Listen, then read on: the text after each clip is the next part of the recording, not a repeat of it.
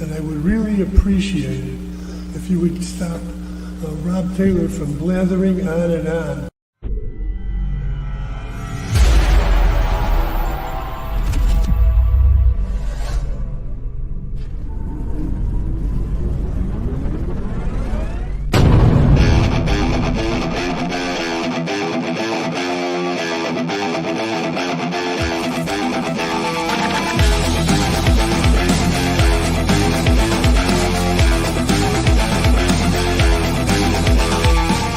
Opinions expressed by talk show hosts, callers, or guests on the Rob Taylor Report do not necessarily represent the opinions of the hosting platform, subsidiaries, sponsors, or possibly anyone else on the planet or the known universe. From the tinfoil and lead-lined broadcast bunker on the beautiful southern coast of Oregon, it's the Rob Taylor Report. So strap yourself in. Your weekly political therapy session is about to begin. Ladies and gentlemen, here he is, the nearly famous Rob Taylor. Hello, Goose County. Hello, Oregon. You awake, America? I certainly hope so, because you're going to have to be awake for this show. And I want to thank everyone for joining me. We're going to be talking about a lot of different issues that are going on. And I had a really good weekend, and we'll get into the weekend a little bit later. We're going to be talking about a lot of different things. As many of you have heard, they have Bureau of Ocean Energy Management, or better known as BOEM. BOEM has decided to postpone. BOEM has postponed the auctions off the coast of Southern Oregon, and we're going to talk about that because politics is always at play when you're talking about a project this big. This is huge, and there's a lot of things going on, and I'm going to try to connect some dots for you coming up in the show, but there's a lot of other things we got to talk about because, well, like I said, I had a really good weekend. Me and Diane and Carol Yardley, we all trucked it down to Gold Beach, and we had a rally for the wind turbines. I know people were yelling at us, you won, you damn fool, get out of the road. And we were like, no, we still have a vote. You got to vote, and that's why we're here. And so I just want to let people know it's not over. This fight is far from being over. And I can tell you right now, when we won on the Bandon Marsh issue, we never really won because all they did was postpone the Bandon Marsh expansion. That's what the U.S. Fish and Wildlife Service has done. And that was back in 2012, I believe. And ever since then, the U.S. Fish and Wildlife Service is still sitting up there, up by Bullard's Beach. They're still, sitting up there on the other side of Highway 101 from Bullard's, and they are just waiting. They are just waiting for those willing sellers so that they can take more land off the market and out of the tax base so that they can destroy more of our economy so that they can create a mosquito marsh. This is happening. So anyone who thinks that the government, especially the feds are the worst about this. Oh, they've left because they're not going to do what they said they were going to do right now. Just because they're not going to do it right now doesn't mean that those plans can't come back. And believe me, they will come back. And they're just waiting for, people like me to die off and people to stop paying attention. And as long as I'm here, I'm going to continue on these stories. I'm going to continue hounding on people about what's going on in politics because it does affect you. After what recently happened, I was starting to question, do we really have any effect?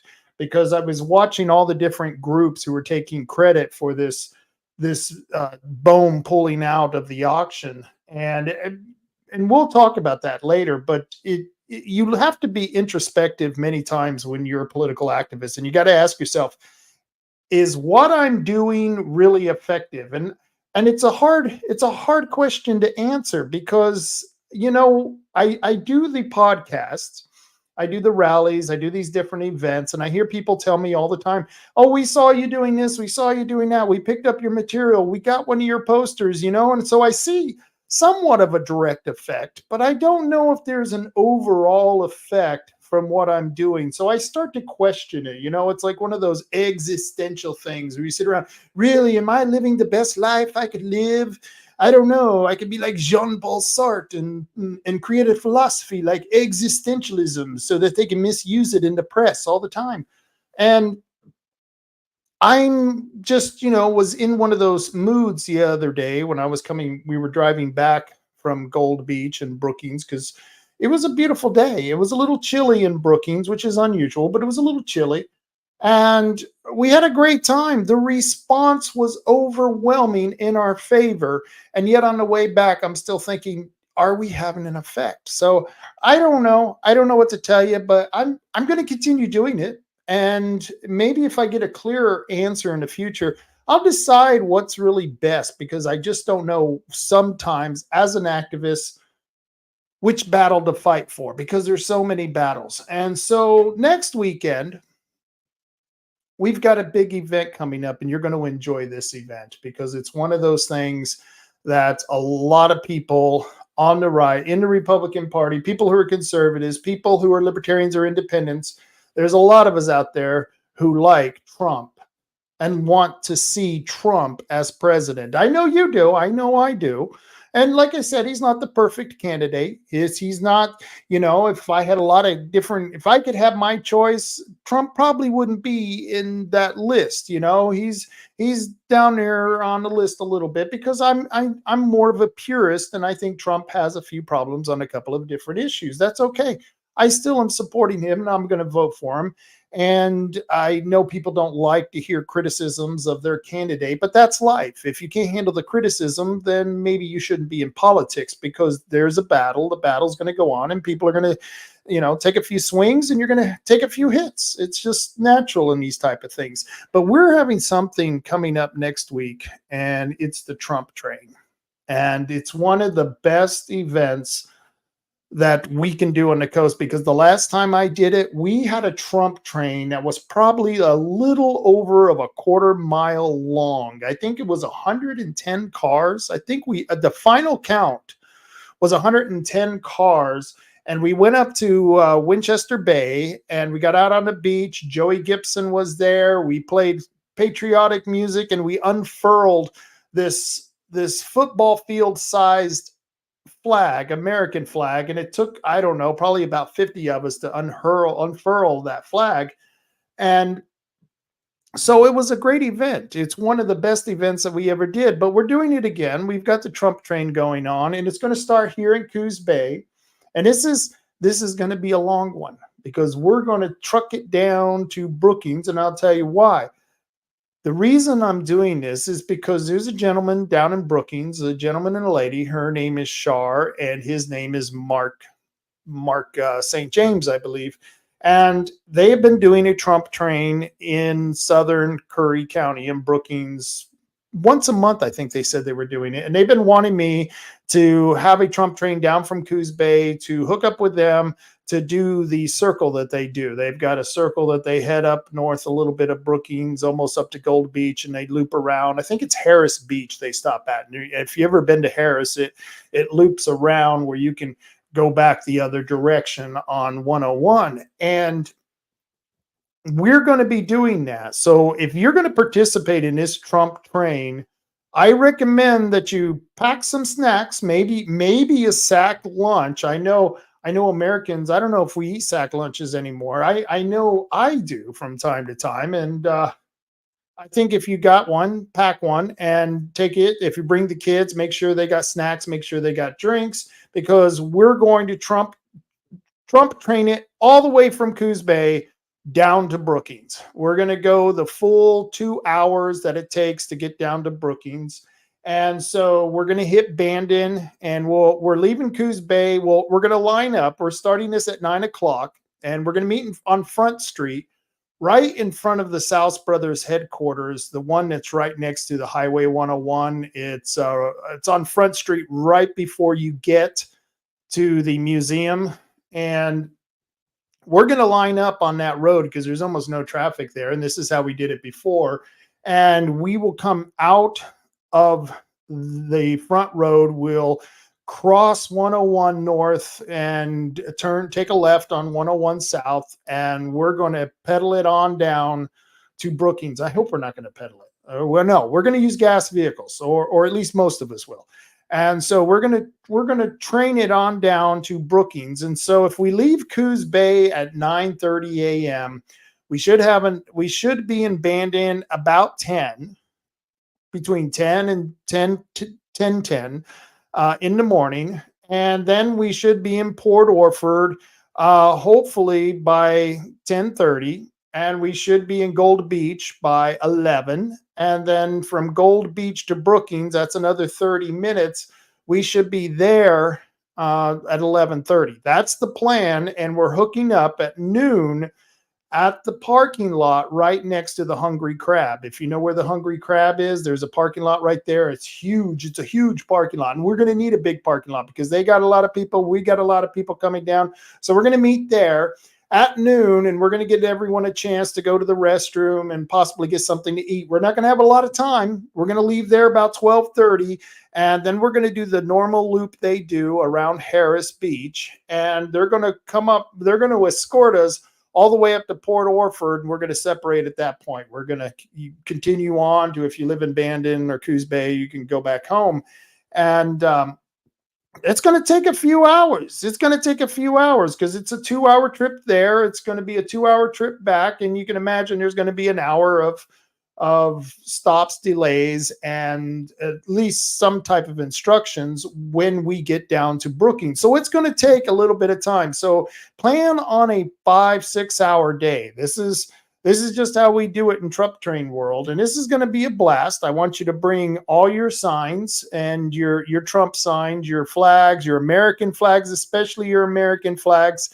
And I don't know, you're looking at the poster on the screen at the bottom left-hand corner. That is Danessa Rain's truck, and she has this big red elephant in the back of the truck. So we're going to line that up at 9 in the morning in front of South Brothers, and everyone else is going to have to line up behind her. She's going to be our lead vehicle.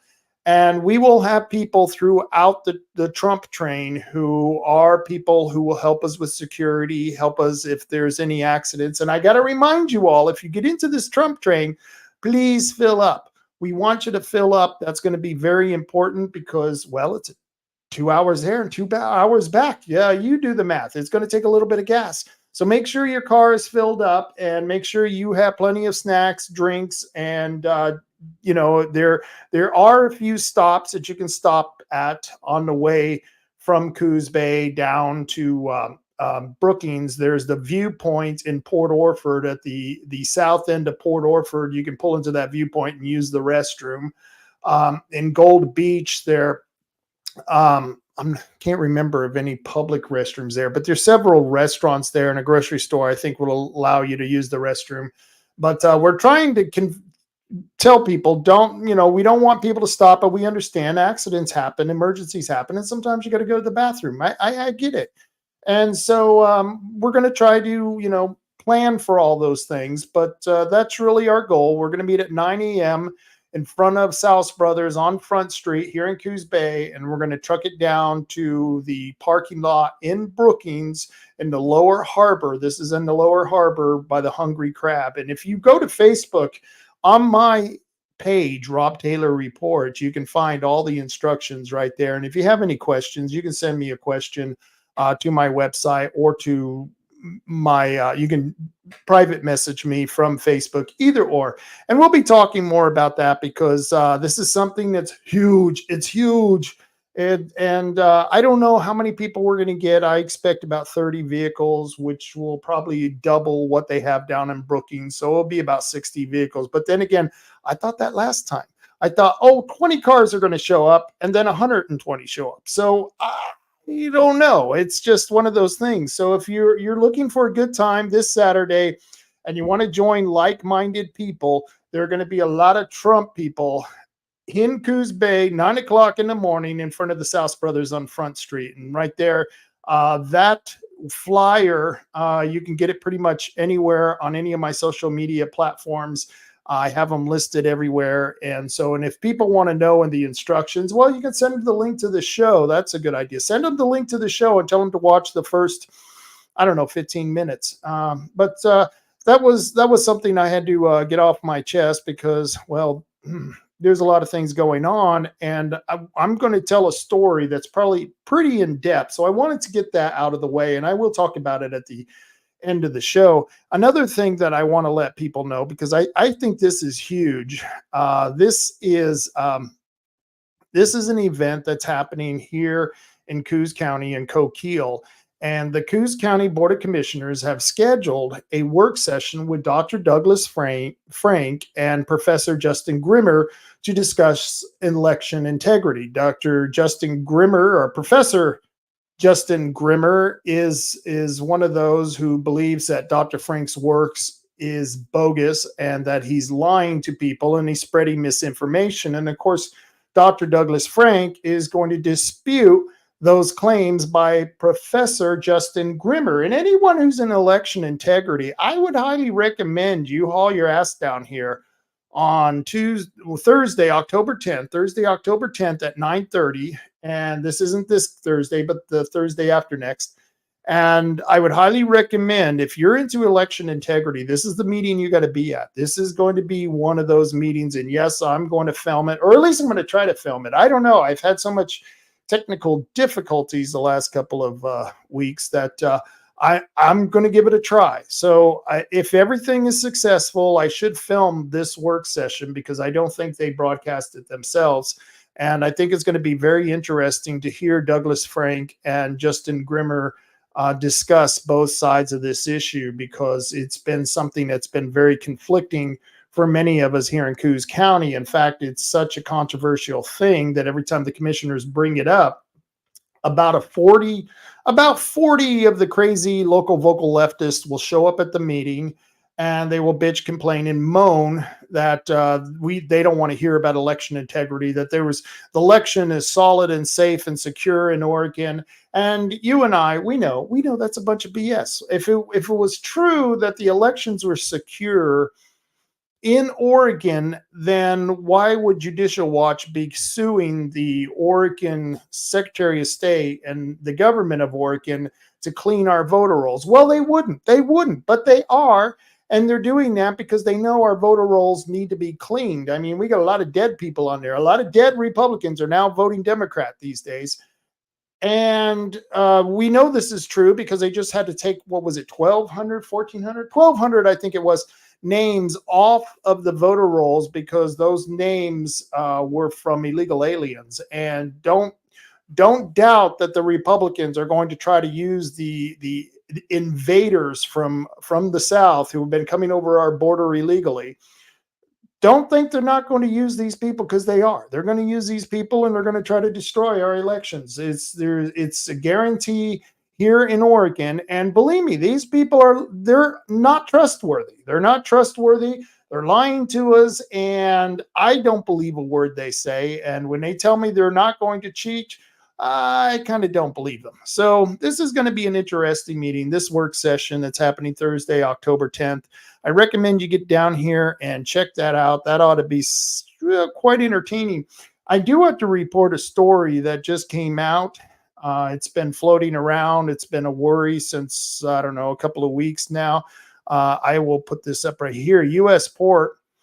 There's a strike by 45,000 dock workers is all but certain to begin at midnight. And this is coming out of AP, Associated Press. That's a lot of workers. New York, that's where the story was located. The union representing U.S. dock workers has signaled that 45,000 of its members will walk off the job at midnight, kicking off a strike likely to shut down ports across the East and Gulf Coast. And I can guarantee you, it's going to affect the West Coast as well. From what I understand, the union workers in Seattle are already considering joining a symbolic strike with this union here. And the coming work stoppage threatens to significantly snarl the nation's supply chain, potentially leading to higher prices and delays in goods reaching households and businesses if it drags on for weeks. And it could drag on for weeks. They've got a pretty big ask, and the company who's they're striking against, there's a good chance they're going to want to hold. I don't know. Maybe the company that they are striking against, maybe they should hire all those illegal aliens and give pink slip to all those people who are striking. I don't know. Maybe that's a good idea. I really don't want to give illegal aliens a job, but if I have to kowtow to a bunch of union thugs, I don't know. I think I might take the side of the union. Might take the side of the illegal alien. I don't know. That's a hard one. But I continue reading this story. That's because the strike by members of the International Longshoremen's Association could cost 36 ports, which handle roughly half of the goods shipped into the U.S., to shutter operations. And this could be really huge for a lot of businesses here. I know our family business depends on imports, a lot of coffee coming in, and we need those people on the ports taking those containers off so that we can get the products that we need, because we're consumers. And even if you were bringing back industry to America, you can't bring the coffee farms back to America. Coffee isn't grown anywhere in America, in the continental U.S. It is grown in Hawaii. You got Hawaii coffee, but the rest of the U.S. doesn't grow coffee. We don't have the climate for it. And so South American countries, they're the ones who grow coffee. So this could really affect a lot of businesses, even including my family business. This could really cost us a little bit of money and hurt us in the pocketbook. But the ILA, which is the union, confirmed over the weekend that its members would hit the picket lines at 12:01 a.m. Tuesday. In a Monday update, the union blamed the United States Maritime Alliance, which represents the ports, for continuing to block the path toward an agreement before the contract deadline. And of course, they're going to try to get everything they can. I truly believe that the unions in this country, they really no longer represent the rank and file union member. They represent the union bosses, much like the teachers union is run by the administration, not really so much the rank and file teachers. It's a sad thing. And I want to go back to that coffee thing. Brazil and a couple of other countries in South America, and they're blaming climate change. They've had a couple of coffee crop failures, and they're predicting that coffee prices can raise 18 to 20%. I don't know about you. I enjoy my coffee, and I really don't want to pay any more for it. And if they have this strike, it could go up past the 20%. So this is a little bit scary. I'm a little bit worried about this, but worry will get you nowhere. And so I don't know what to tell you. The union, they're a whole different class of people. This was another story that came out recently, and I thought was very interesting because there's never no good news in the news. Very rarely is there any good news. But 75 to 80,000 birds are dead from botulism near the Oregon border. I don't know if you've heard about this, but I thought this was an interesting story. This happens down in Klamath Falls area, and remember, they just pulled the Klamath Falls Dam, where they polluted the river by all the sediment and stuff behind the dam, and have literally killed all the fish species in the water. And so, and of course, remember, the reason they were taking out the dams were to help the fish. Of course, taking out the dam has killed all the fish. And so, once again, science, government, I think they got it wrong, but we had another situation where in Klamath Falls, officials estimate tens of thousands of birds have recently died from botulism in Tule Lake National Wildlife Refuge near the Oregon-California border. I don't know if you've ever been to Tule Lake. I've driven around Tule Lake. I know the area. It's a pretty damn beautiful area. But the U.S. Fish and Wildlife Service spokesman Jackie D. Alameda confirmed the botulism outbreak. It's the worst outbreak in the recorded history of the refuge and could continue into early October. That's really sad and disturbing. Botulism is a serious illness caused by a natural toxin that attacks the nervous system and can lead to paralysis and death. Shallow, stagnant water provides the perfect environment for it to spread. And I'm thinking in Oregon, there's a lot of places in Oregon that situation describes aptly, right? So I thought those two stories were very important stories, and I wanted to get ahead of that because There's a lot of people out there who don't know this is happening. It's not being reported in the news the way it should be reported in the news. And I think between the strike, you got these bird deaths, you got crop failures going on. I don't know. We're gonna be leading into some tough times in the year 2025. Wasn't there a song in 2025? If you're still alive in 2025, I can't remember, but yeah, 2025 is going to be an interesting year. I mean, it's the halfway mark of the decade. You know, we started 2020. Wow, it was like the devil himself had come to Earth and has risen and really has pretty much camped out and made its home. The devil has made its home in Portland, and so. Yeah, I don't know. 2020 was one hell of a year. So I don't know what 2025 is going to hold, but it ought to be pretty damn interesting. But on to the big story. The big story right now is that we have the BOEM, the Bureau of Ocean Energy Management. They have decided to cancel uh, the um, the auction for the lease areas in here in Coos Bay and in Brookings. You know, those areas are right off the coast. In Coos Bay, it's 30 miles off the coast. It was going to be horrible. Brookings, it was 11 miles to 12 miles, 11 to 18 miles. I'm not even sure if they're sure where they're going to put the damn thing, if they were going to put the damn thing there. And so it's a huge project, 262 wind turbines to produce maybe 3 gigawatts of energy, which only represents about 5% of the energy used by Oregonians.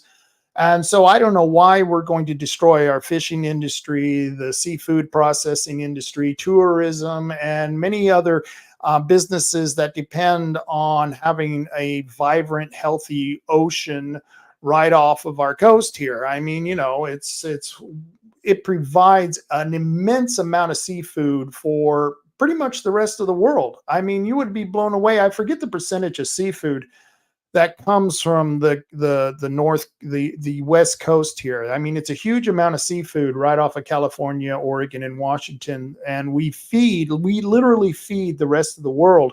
So when BOEM announced this, of course, a lot of people were thrilled about this because they got the message: BOEM postpones Oregon offshore wind energy auction. Now, people were cheering this on, saying, "Oh, it's over, the battle is over." But I got news for you: the battle isn't over. The battle has pretty much continued. Now, in the news release, and I got this on my website if you want to go check it out. This is coming from BOEM itself. The Bureau of Ocean Energy Management announced today that is delaying the offshore wind energy auction plan for the potential lease areas offshore Oregon due to the insufficient bidder interest at this time.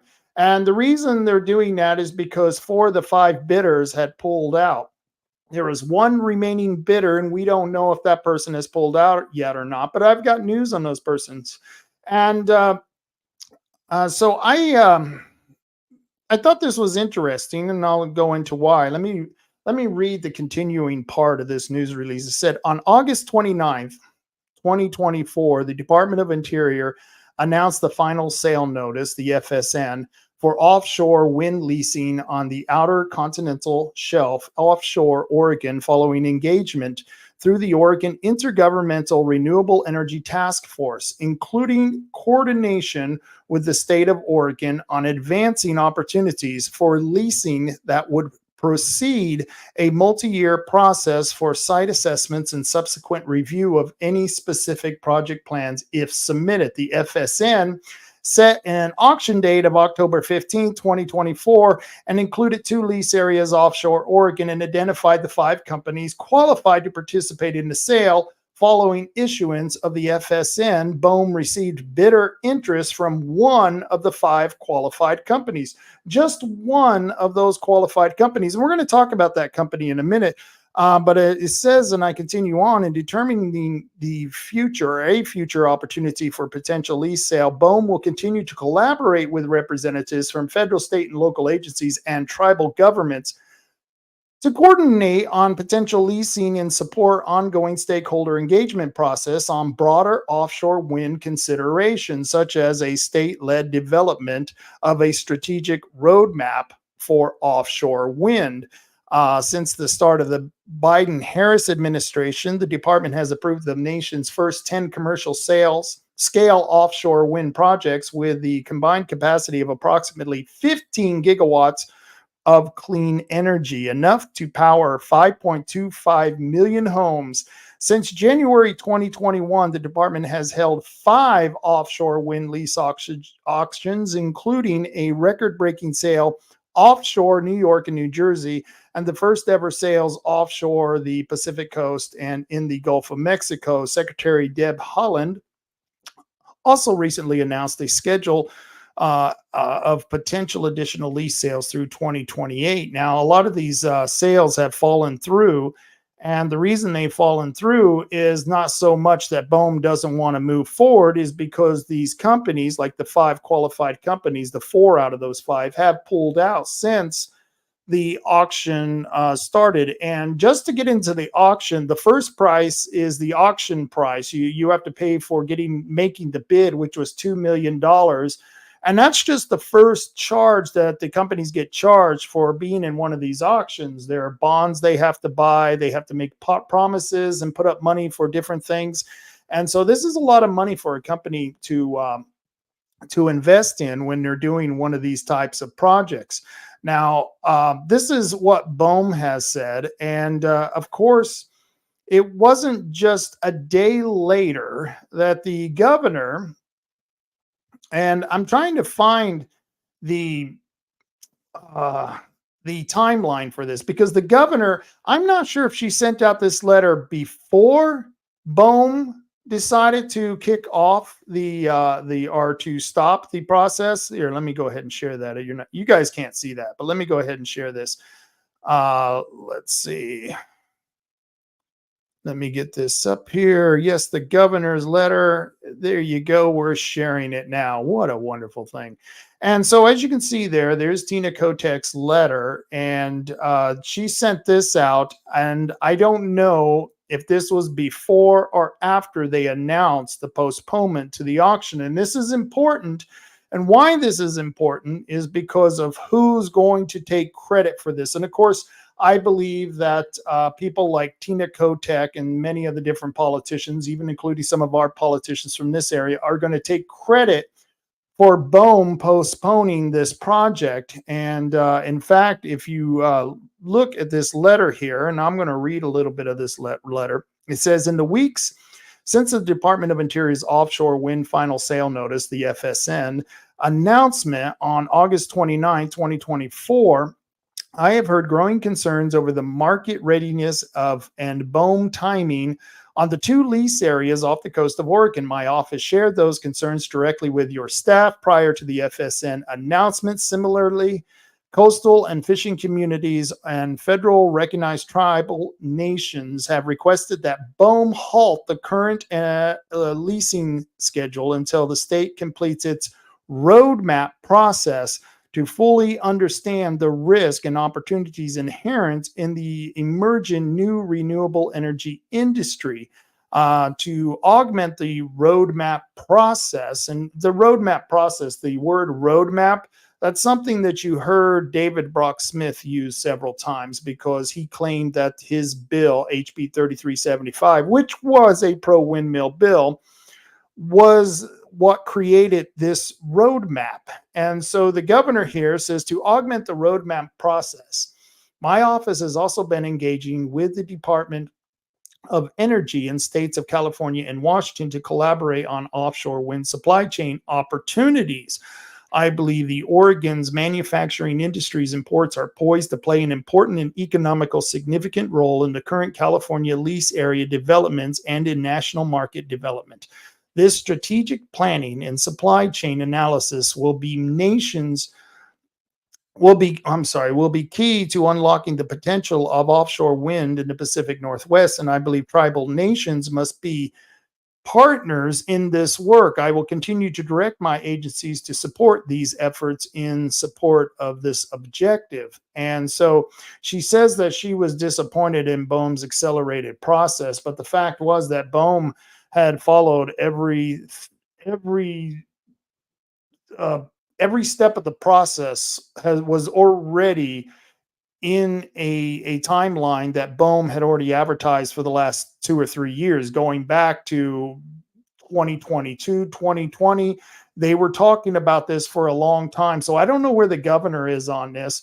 And once again, I tried to call the people at the, and I switched the screens here. I tried to call this John Romero guy and find out whether whether they got news from the governor before Boehm made this decision, and if anything from the governor actually persuaded Boehm to pull off these auctions. And I don't believe it was true, because I think the governor, and I know the governor has no authority over this. The governor has no authority whatsoever for a federal project. And here's the strange thing. David Brock Smith was the sponsor of House Bill 3375. House Bill 3375 set a goal of wind energy. The goal was to have 3 gigawatts of wind energy coming off the Oregon coast by 2030. That was the goal. I don't believe we're going to meet that goal, because I don't think wind energy is effective. And I think we're starting to learn that by the projects that are failing on the East Coast and all the other problems that we're finding from these wind turbine projects. So I have to question whether the governor, when the governor sent out this letter, if it really had any impact on, and here I started sharing that, if it really had any impact on Boehm and their decision. I would say it's not, but she's taking credit for it. And because she's using the word roadmap, of course, David Brock Smith is taking credit for it, because what he is saying is that, oh, look, see my bill, HB 3375, that was part of the original roadmap that we designed so that we'd have more input from the communities. And we would take the decision out of the governor's hand and put it into the legislature's hand, which is weird, because if HB 3375 took the authority away from the governor and it gave that authority to the legislatures, which it really didn't, you can read HB 3375 yourself, then why would the governor have any impact on stopping this project? Well, she wouldn't. Anyone with common sense can see that. So David Brock Smith is claiming that it was his bill that literally, and his work on the Coastal Caucus, that was what stopped this. In fact, in the governor's letter, she talks about the Coastal Caucus, and in fact, I will read this, what it says right here. It says, let's go back to this.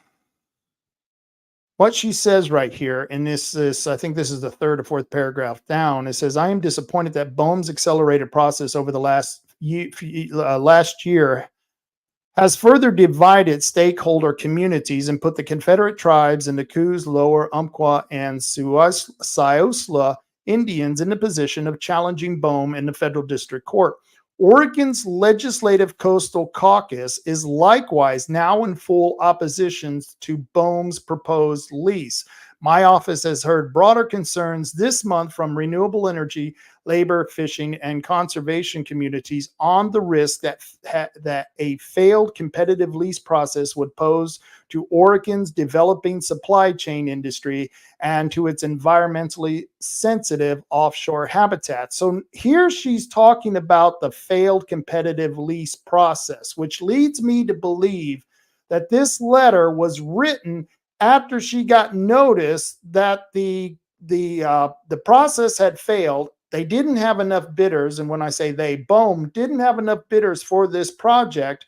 She then wrote this letter, and this is going to be important coming down in history, because everyone's going to take credit for this. Everyone's going to take credit for Boehm postponing these lease auctions. And I can tell you right now, I know the 3 reasons why Boehm did this. And actually, there's probably more than 3. I would say there's about 4 or 5. But there are other reasons why the Boehm stopped this project. And we're going to talk about that a little bit later, because I want to tell a little bit more of the stories and why the timing of this letter is so important. I'm sharing another page right now. Now, this is a page from from Newsbreak. Newsbreak put this out. Feds postponed auction of 2 wind energy sites off of Oregon coast as Cotec pulls out of the task force. Now, once again, this task force was set up not by HB 3375, but by HB 4080. Now, this was a bill, HB 4080, that was put forward by Boomer Wright as a sponsor. But once the Democrats got a hold of that bill, they made it so bad, so pro windmill, and they made it so bad that Boomer Wright didn't vote for his own bill. He was still labeled as one of the sponsors, but he didn't vote for it because the Democrats made it, well, just unworthy of being voted on. But in this article here, which came originally from the Washington State Standard, but was reported on the Newsbreak, talks about amid mounting opposition to offshore wind development off the coast of Oregon, the federal government now announced Friday it is delaying a planned auction for the development of 2 wind energy sites as Governor Tina Kotek urged the federal agency to halt all leasing plans and stop the auction. The developments call into question the potential for future development of offshore wind energy off the Oregon coast. The state's coastal communities, seafood industry, and tribes fiercely opposed the federal agency's plans, which concerned the governor. All of a sudden, she's concerned about us. I don't know why she would ever be concerned about us. She never has been concerned about us before, but apparently, I think she stuck her finger, not her middle finger, her regular finger, her pointer finger in the air to see which way those political winds were blowing. And I think she saw that it was in her best interest to basically get in front of this and try to project to people that she was the one who caused BOEM to pull out of this auction, which is not true. Even BOEM doesn't mention that in their press release that I just showed you. So I don't know why this story is being reported this way, but once again, the governor is going to take credit for it, and we have to watch that because when you political credit, it's like street cred, you know what I mean? And people start thinking, oh, the governor did this. Well, they literally have the wrong fact. This is a narrative that the governor is putting forward. And the reason I think that she's putting this forward is because of another story that I saw on this same subject. I saw this other story, and I have it here on the website for you to check out. But right there, it talks about in News Data. This is from the News Data website. Oregon's offshore wind auction postponed after request from Governor Kotek. I don't think that's true. I think they postponed it and then she made her request. And it really wasn't a request. What she was doing was telling them that she's no longer to be involved in the Intergovernmental Task Force, which was set up by House Bill 4080. And so if you look at this article here, unlike the last article, if you go down to the first paragraph, it says the Bureau of Ocean Energy Management announced a delay in Oregon's offshore wind energy auction on September 27th after Oregon Governor Tina Kotek requested a halt and told the agency that the state is pulling out of the BOEM Oregon Intergovernmental Renewable Energy Task Force. Why couldn't they come up with shorter names? Well, it's like a word salad when you read these damn things. But my point is that in this article, right there in the first paragraph, they're giving credit to Tina Kotek. And we don't even know if her letter came out before they put a delay or postpone the auction. So once again, you have it here, and it says in the second paragraph, in a letter to BOEM Director Elizabeth Klein, Kotek said she is disappointed in the agency's accelerated process, which really wasn't true at all. It wasn't accelerated at all. It was a timeline that they have to follow and have been following for all the projects, which she said has divided stakeholders and prompted Native American tribes to challenge BOEM in court, which is true. So what I get pissed off about, and I don't know about you, I get really ticked off at these politicians who will see something coming from the federal government, and even though they don't have any authority over the federal government, they will take credit for it, and they'll send out a press release like this, taking credit for it. And then from there on, people will say, oh, well, look what the governor did. The governor was able to halt that auction. And I can tell you right now, the governor had nothing to do with halting that auction because the governor has no authority over the feds.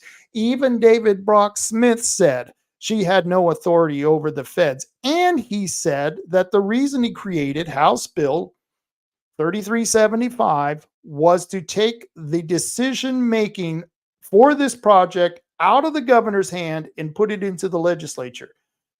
Which begs the question, then why is the governor deciding this and not the legislature? Why didn't the legislature put out some type of initiative, some type of referendum saying that we are opposed to this project? And my question goes even further. The governor says that the Coastal Caucus, which is led by David Brock Smith, that the Coastal Caucus is now opposed to it, but I haven't seen any. The last letters I saw from the Coastal Caucus actually didn't say they were opposed to it. It just said that they had concerns about the auction and the project itself. And in fact, that's all they've been saying the whole time, that they've had concerns. Oh, they're concerned. They're really concerned about us. I don't know about you. When a politician tells me that they're concerned, I know that someone's pissing on my leg and telling me it's raining. That's how politicians work. But this whole BOEM thing, as far as the governor taking credit, is absolutely ridiculous, because what happened is that 4 of the 5 bidders pulled out because of economic reasons. Number one. That's the number one reason that BOEM postponed this auction. The second reason is that the reason these bidders pulled out is because they're looking at a presidential election where if Donald Trump is elected, he's going to pull the plug on all these boondoggles. The president has the authority to do that, just like Biden stopping the pipelines and drying up a lot of the pipelines that were going. I can't remember the pipeline, the big one that he stopped here in North America. Well, Donald Trump will have the power to stop these wind turbine projects by cutting off the money and passing a few of those presidential mandates that they do. I personally don't like presidential mandates, but Donald Trump has promised that he's going to kill these New Deal wind energy projects. And I think that's great. I think that's great of the president. And that's what these companies, 4 of the 5 companies, are looking at. And so that's the second reason they pulled out. 1 is because of the economy. 2 is because of the president. They know if Vice President Kamala Harris, if she's elected, it's going to be another $100 billion into their coffers. She's going to invest highly. If she becomes president, she wins the election in November, and in January she becomes president, they're going to pump a shitload of money into new green deals. We already know this. This is the agenda of Kamala Harris, because her values haven't changed. Even she said her values haven't changed. She said that herself. And we know what her values are. She doesn't like oil. She doesn't like gas, but she loves the solar. We don't care how many family farms we got to destroy. We're going to put up a boatload of solar panels that are just destroying the environment. We're going to put them up, and we're also going to put up a whole bunch of wind turbines, not only on land, but out in the ocean, in the most sensitive environments of all, out in the ocean. And she's all for that. She's for destroying that. So that's the second reason the companies, the 4 of the 5 companies pulled out. The third reason is the Indian tribes. Thank goodness for the Indian tribes. Those Indian tribes, the Confederate tribes, we knew this was going to end up in court. We knew either the county or the tribes were going to sue BOEM. And of course, the counties don't have any money, so they were holding off until they saw the tribes suing. And once the tribes started their legal process, and I heard there's another court case that one of the other tribes may actually consider the court case that's going forward now as part of the Confederated Tribes. I believe I saw somewhere that the Coquille Indian tribe is actually considering a lawsuit of their own, which they should. That would be great, because Indian tribes, in essence, are a federal agency. I know. People go, oh no, Rob, you don't understand. They're a sovereign nation.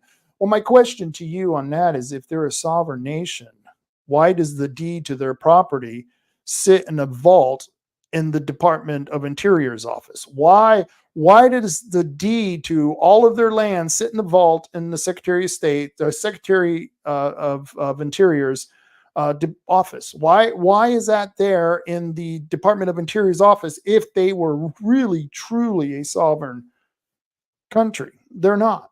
All they are is just another federal agency. Don't be fooled by people who tell you that the Indian tribes are sovereign. Yeah, if they want to do a pipeline, the feds can cut them off just as fast as anyone else. But when you're doing a project like these wind turbines, and you're threatening the cultural ways of these Indian tribes, they, like I said, are really a federal agency, and you have one federal agency suing another federal agency, and it's like a hammer just pounding away at the other federal agency. It's a beautiful thing. It's wonderful when you got bureaucracy wars going on, and that's really what we have. We have the Confederate tribe, in essence, is a federal bureaucracy. And that's the third reason why BOEM decided, or the companies who pulled out, the 4 of the 5 companies who pulled out, that's why they pulled out, was because of the lawsuits by the Indian tribes. They also said, and this was reported in a couple of other stories, that the reason they pulled out is because of all the local opposition. Now, that local opposition isn't me, Diane, and a bunch of our buddies standing on the sidewalk with our sign saying no wind turbines. No, what they're talking about is what our county commissioners did. That local opposition, which the only reason the county commissioners did that is because they stuck their finger into the air to see which way the political wind was blowing. And of course, they knew that most of the people in Curry and Coos County, the commissioners of those counties, knew that us voters are absolutely opposed to this project. We're tired of paying for boondoggles. And so they put an advisory question. They put that advisory question out, and they put it on the ballot. They put it on the ballot in Coos County and in Curry County. And that's the fourth reason why these agencies pulled out. They knew that they were going to lose in the arena of public opinion. So you've got the economy is why they pulled out. The presidential election, second reason why they pulled out. The lawsuits by the Indians is the third reason. And the fourth reason is because of the commissioners demonstrating the opposition locally. You need to call your commissioners and tell them thank you. They did something right. They don't always do stuff right, but they did something right here. And those are the 4 reasons. And I know David Brock Smith is going to say, oh, no, don't listen to Lion Rob Taylor. It's because of the Coastal Caucus and all the work we did. They didn't do shit. And like I said, I don't remember the letter they sent to BOEM where they stated in the letter they were opposed to this project. I will go back and check. I could be wrong, but I don't remember that. I've read the last few letters that went between the Coastal Caucus and BOEM or the governor, and I don't remember saying they were opposed to it. In fact, I don't remember any legislative agencies, such as the House or the Senate, sending out letters in opposition. I don't remember any of the 6 state agencies that are involved sending out letters saying, oh no, we're opposed to this. Nope. The only one now who has sent out a letter saying they're opposed to it, and it's in the letter, the word opposed, is Tina Kotek. And the question is did she send it out before or after BOEM decided to postpone that auction? Because that's very important when you see people out there taking credit for it. And you notice I'm not taking credit for it. I'm not going to tell you by any stretch of the imagination do I think what we've done out in the street is the reason they pulled out. Nope. It would be just as stupid for me to tell you that it was our work as activists that is the reason the companies pulled out of the auction and BOEM postponed that bid. But it would also be just as stupid for Senator David Brock Smith or Representative Court Boyce to say the same thing, even though they are in the Coastal Caucus. And the Coastal Caucus did send letters saying they were concerned. At no point did they ever say they were opposed. And even if they did, they would have zero effect on BOEM deciding on what they would and would not do with that auction. The only reason that the auction was pulled is because 4 of the 5 bidders pulled out. And there are 4 reasons that I just told you why those bidders pulled out: the economy, the presidential election, the lawsuits, and the advisory questions that the commissioners did, because even the left knows we're going to win those advisory questions. And I ask any of you who are listening, please let everyone know that this isn't over. This was just a postponement. It's just temporary. They're still going to go through with this.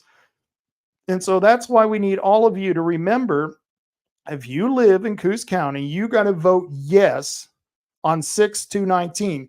Yes on 6/2/19. Vote yes to stop offshore wind turbines. This is, you can go to our website at oawt.org. It's right down there at the bottom. And if you are inclined, you can give us a donation, because we'd love to buy some more radio ads letting people know that this battle is still going on. It's just like the Bandon Marsh. BOEM hasn't gone away. They're not leaving. They're still off of our ocean like pirates waiting to take whatever they can from us. And we're not going to let that happen. And we're not going to rest on our laurels, which is a weird expression, rest on our laurels. I never understood that expression, but what the hell, I'll use it. We're not going to rest on our laurels. We're going to keep this campaign up, and we're going to keep fighting against BOEM, because this is just a temporary delay. And if Kamala Harris gets back in office, she's going to pump $100 million into the New Deal projects, and we are going to have those wind turbines. If they can make it palatable, economically palatable, for 4 of those 5 businesses that pulled out to get back into the auction, they will do it. They will do it because there's a lot of money for it and almost no risk, because the taxpayers have to pay for any losses that the company suffers because of this project. How would you like that deal? Yeah, what a great deal. So I highly recommend that if you live in Coos County, that you vote yes on 6/2/19 to stop the wind turbines. And it's the same thing in Curry County. Vote yes on 8116. That's 8116 in Curry County. Vote yes. Vote yes to stop the offshore wind turbines. And once again, no means yes on this advisory question. And I don't know why politicians do it. Don't ask me to explain it. I have no clue. That's just what politicians do. But the story gets even more interesting. That's because we just found out that the remaining last bidder, and let's see if I can find that here. The remaining last bidder, let's see if I got that. He was the mystery developer. And there was an article put out by Oregon Live called The Mystery Developer. And let's see if I could share that here with us. Share screen. Where is that? Here we go. Okay. And there we are. You can see that article. This is from Community Plus, and they reposted a story from Oregon Live. And I read what I could on Oregon Live, but they want to charge me a bunch of money to read their paper. And I very rarely read their paper. And so I kind of cheated, and I found it on another site because I didn't need much of this. It says, who's the mystery developer in Oregon's first offshore wind energy auction? And I thought that was interesting. Why are they calling this guy or this company a mystery developer? And it says right here, 4 well-known names are among the 5 potential bidders in Oregon's first offshore wind energy auction. And then came the unknown South Coast Energy Waters. And so I was curious who this South Coast Energy Waters were. And if you click that, this takes you to Oregon Live, where it talks about the five companies eligible to bid on first ever wind auction off the Oregon coast. And of course, it talks about those five companies, and the five companies included the other company. Let's see if I got I can't find the name of it now. Boy, too many articles are open. Let's see. Oh, I have to go back. Okay. So I go back to this article on Community Plus, and it talks about the South Coast Energy Waters. And come to find out that the South Coast Energy Waters LLC is owned by New Energy. New Energy is a solar panel company. So they're not just in the wind business, they're also in the they're also in the solar business. So they're all about wind, and they're also all about solar. And this is important because BLM has just issued the ability for Oregon to use up to 1 million acres. I think it was like 1 million acres for solar farms. Can you believe this? 1 million acres covered with these solar panels. Well, let me share something with you here. This right here is from Willamette Weekly, and Willamette Weekly talks about a solar developer sent big checks to lawmakers who could clear the way for his clean energy ambitions. Environmental groups and green energy developers disagree on how much oversight state law should require of federal lands. And this solar developer, his PAC is the Clean Energy for Oregon PAC. And the main contributor to the Clean Energy for Oregon PAC is a company called New Energy. The company New Energy also owns the company that I just showed you in that last article, the South Coast Energy Waters. So South Coast Energy Waters is owned by the New Energy company, which is a solar company, Energy. And they're now also interested in getting into the wind turbine business. But it shows here, records show the Clean Energy for Oregon PAC, this is the PAC, contributed nearly $100,000 on January 29th. Shoot, I lost my place. On January 29th, to lawmakers crucial to the prospects of a bill that would remove state oversight of new energy facilities proposed on federal lands. The recipients included the sponsors of House Bill 4090, relevant committee members, and Democratic legislative leaders. In many cases, the clean energy checks were among the largest that lawmakers have ever received. Now, this is Willamette Week. They're usually pretty good on these investigations. To minimize the appearance of conflicts of interest, lawmakers don't take contributions during legislative sessions. Most of the checks from the Clean Energy PAC, however, arrive less than a week before session began on February 5th. What's more, the Clean Energy for Oregon PAC is nearly entirely funded by a single company, New Sun Energy, which is a Bend, Tucson-based solar developer. Jake Stevens, the founder of CEO of New Sun Energy, says he gave the money to support lawmakers in both parties who share the urgency, or his urgency, about reducing carbon emissions. Yeah, I bet. Or is it more like Jake Stevens is more worried about getting those billions of dollars in tax subsidies that the governor and the current administration want to hand out to developers like New Sun? And of course, the company that he also owns, the South Coast Energy Waters, which was the mystery developer. He is the mystery developer. This guy, Jake Stevens, he's the CEO of New Sun.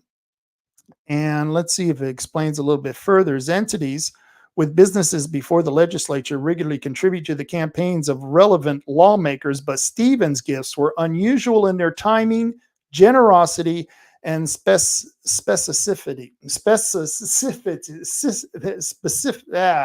Specificity. I'm going to have a hard time with that word. They also place environmental leaders in an unusual position. Specificity. Boy, I'm going to specificity. Yeah, I'm going to have to go home and go back to school or something. They also place environmental leaders in an unusual position, standing in the way of legislators. Stevens and his allies say that it is vital to the Oregon's green energy transformation. They're in a hurry to put up these solar powers, and they're in a hurry, not the solar powers, the solar panels, and they're also in a hurry to put up all of these wind turbines. And this is coming from one guy who owns two companies, and those two companies are, as I said, New Energy and, of course, the South Coast Energy Waters. And both of those companies, especially New Energy, have been giving money to several of our legislators. And let's see if I can share this. Let me go to a whole new site here. Let me share this. Okay, here's the Oregon Secretary of State's website. Now, if you go to the Secretary of State's website, you can find out a lot of things about your representatives. And I'm going to show you how to do that. I'm going to show you how to walk through finding out about your legislators. Now, here is the website for the Secretary of State. And if you go down here to voting and elections, you click on that. And you scroll down a little bit on that page. There's a thing called Campaign Finance Transparency and Education. That's Campaign Finance Transparency and Education. If you click that little tab, it will take you to the page that represents. And you scroll down on that page, you'll see this little search emblem right there, the little magnifying glass, and it says Search Campaign Finance Information. Click that. You click that and it takes you to a search by name, search by year. Let's search by name. Let's click in the name there. Can you all see that? Are you keeping up with me? I hope you're keeping up with me. Okay, it looks like you're all keeping up with me. So you click that and you got this panel where you can search for committee names. So you take in and you put in that committee name. Of course, in this case, Clean Energy of Oregon, the committee that the CEO of New Energy and of, South Coast Energy Waters, the guy who owns both of those companies, he is one of the major donors to Clean Energy of Oregon. And how do you find that out? Well, you do a little search here and you submit that.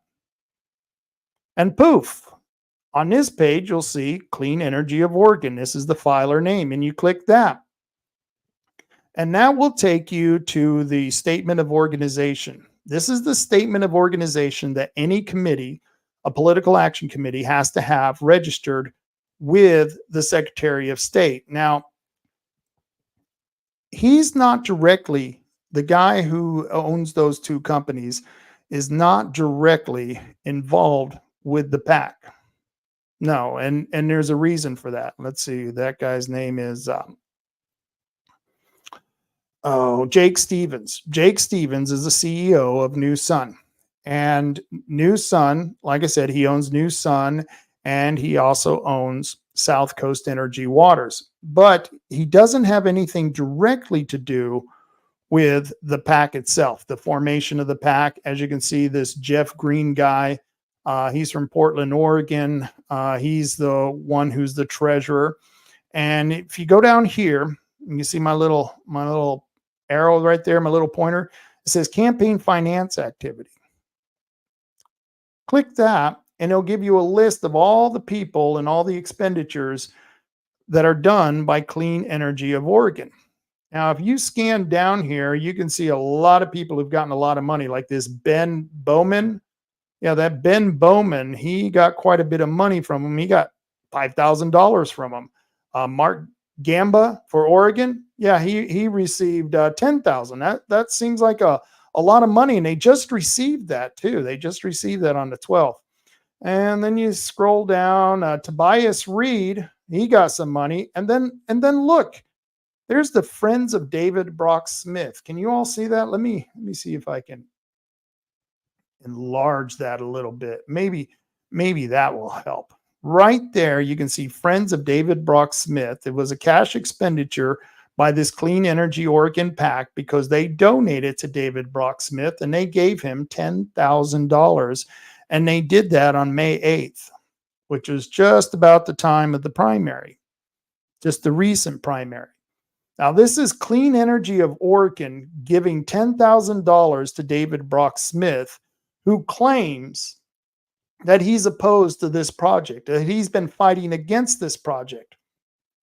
So my question to all of you would be, if David Brock Smith is opposed to this project, then why is he receiving $10,000 from the guy who owns the company, who's the last remaining bidder in the auction for the solar call area, or the wind turbine call areas? Why is the guy who wants to lease those call areas from BOEM, the guy who owns those two companies, New Energy and Solar Coast Energy Waters, why would that guy who is funding this PAC that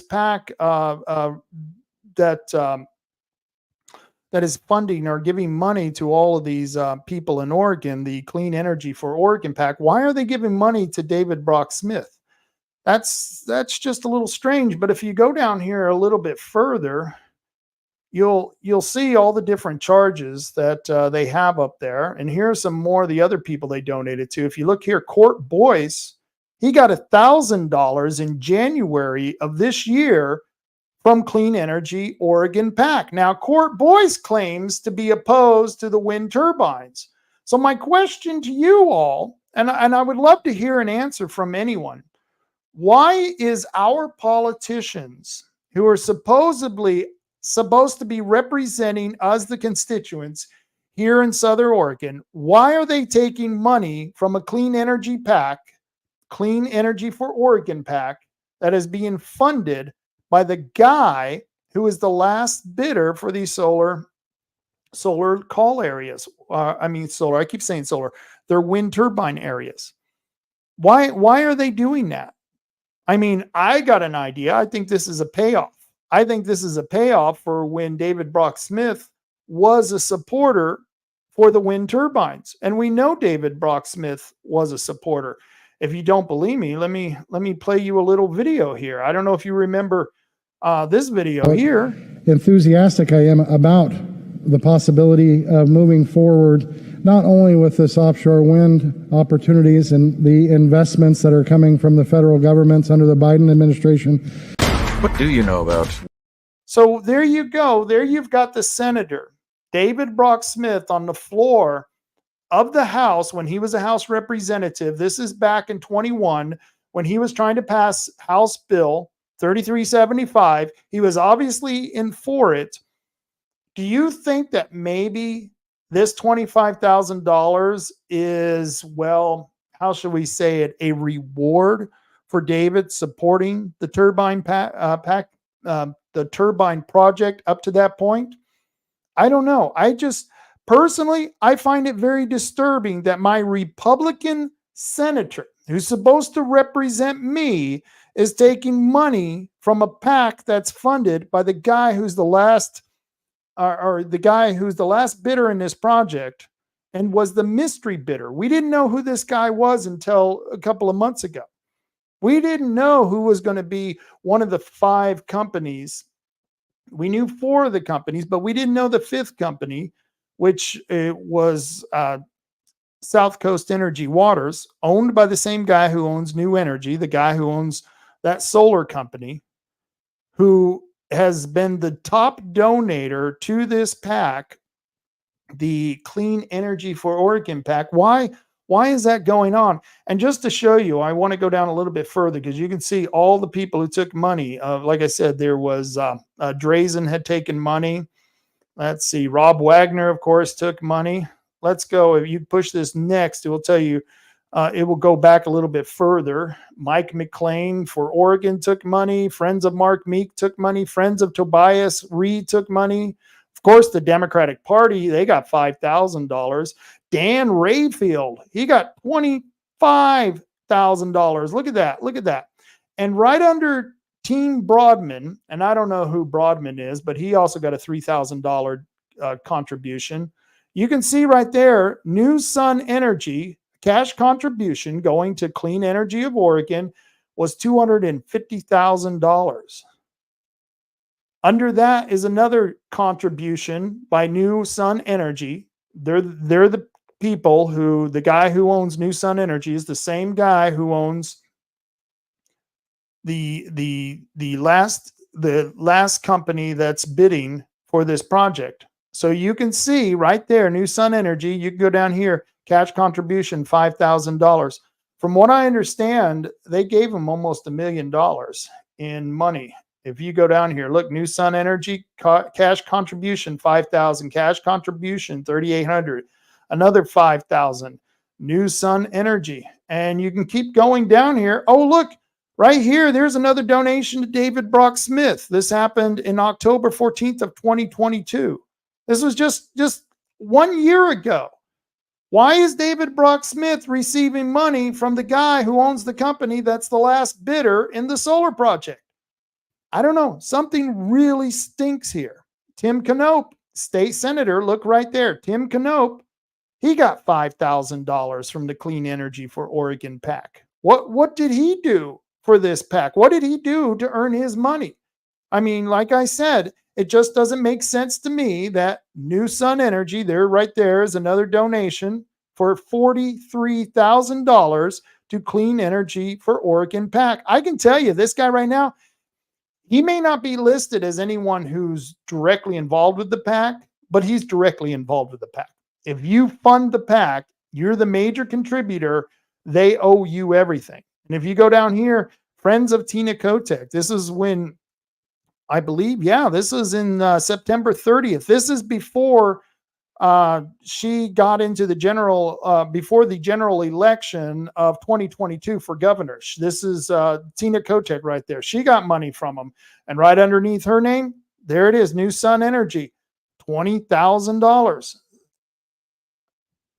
So I just go through this, and I can show you all the different names of people who received money from this PAC, this very questionable PAC. Here's another Friends of David Brock Smith. He got another $1,000 in May of 2022. Yeah, that's just great.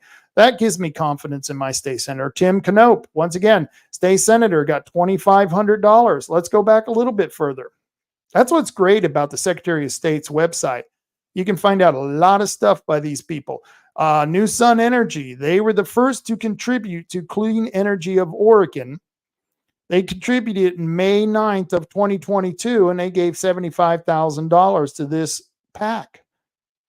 In fact, they're about the only ones I see giving money to this PAC. So I have to ask the question, because it begs the question, who is David Brock Smith working for, and why is he getting money from the last bidder in the wind turbine auction that's been being put on by the Bureau of Ocean Energy Management? Why is that occurring? I think you know why. Many of you who are my listeners, you know why. You know why this is going on. Because he was originally for this project, and now he's getting rewarded for House Bill 3375. And I also believe the reason they're continuing to give out these donations is because they believe at a certain point that BOEM is going to bring back this auction, especially if Kamala Harris wins. If Donald Trump wins, they're dead in the water. And hopefully don't take that and call me a white supremacist because I use the term dead in the water. Oh, see there, he's violent. He's encouraging violence. No, really. It's just if Trump wins, they're dead in the water. So my question is why are they continuing to give money if they don't expect something from these legislators? I know if I give a legislator $10,000, I expect them to vote the way I want them to vote. I mean, you know, me, I'm old fashioned. I think if I vote for a candidate because a candidate has promised me he would stick to his principles and obey the Constitution, just getting my vote is enough reward. But if I give you $10,000, you better be calling me sir, and you better call me once in a while to let me know what you're doing in the legislature. And I sure as hell, if I give you $10,000, I'm going to be watching you. So that's just very an interesting thing that's going on. And I wanted to show you that still to this day, our politicians here in Coos and Curry still to this day are making money from people in the wind turbine business. And I thought you were owed that story because you're not going to find it anywhere else. Nobody else is talking about this. They're talking about the mystery developer and who owned the company. You know, they did that story, you know, who owned South Coast Energy Waters. And then they found out that the guy who owns that actually owns New Energy. And then you find out that the guy who owns New Energy, who also owns the South Coast Energy Waters, has been the main donor to a PAC that's giving to all of our representatives, or a good portion of our representatives. That's some scary shit. That's some scary shit out there, because I'm tired of people buying my representatives. And that's one of the reasons I was opposed to David Brock Smith.